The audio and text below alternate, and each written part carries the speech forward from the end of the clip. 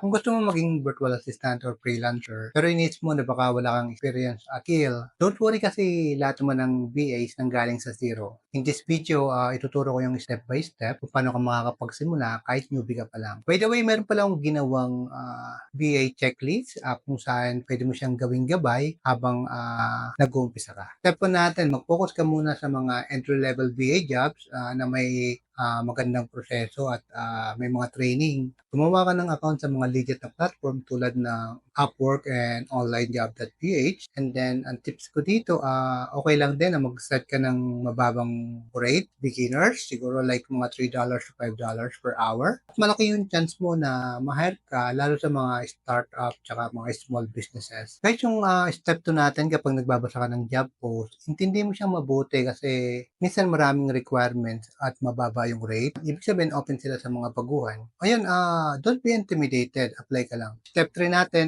explore mo yung job categories. I-check mo kung alin yung mga job na interesado ka at kung alin yung in demand. Pag alam mo na, marami mo yung mga skills na kailangan gamit yung mga free resources online. Step 4 natin, importante na alam mong gamitin yung mga basic tools na ginagamit madalas ng mga PA tulad ng mga Microsoft Word, Excel, Google Docs, Google Sheet, Zoom, mga communication apps na ginagamit, Google Calendar, at marami pang iba. Ayun, kahit basic lang sa simula, malaking tulong na yan. Step 5 natin, pwede mo rin subukan yung mga BA agencies tulad ng Cyberbacker or itong Virtual Staff PH. Tumatanggap sila ng mga newbies, yun nga lang medyo mas mahaba yung kanilang hiring process, but still, pwede mong subukan para makakuha ka ng experience. Ayun, yung step 6 natin siguro, kilalanin mo rin yung sarili mo. Halimbawa, hindi ka mahilig mag-organize, siguro hindi bagay sa'yo yung pagiging admin PA.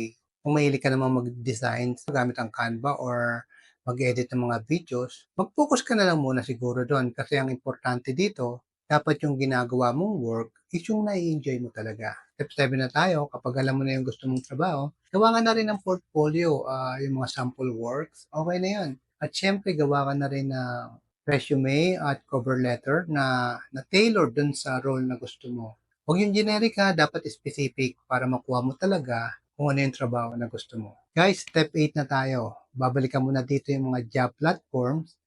Pero this time, mag-a-apply ka na talaga dun sa specific role na gusto mo. So, gamitin mo yung mga keywords na talagang swak na swak dun sa skills na meron ka. Halimbawa, video editor, customer support, yung mga gano'n na talagang makukuha mo yung target client na para doon sa mga gano'ng linya ng trabaho para sa'yo. At siyempre, wag mong kalilimutan na dapat lagi mong isasama yung mga sample work mo o yung tinatawag natin na portfolio.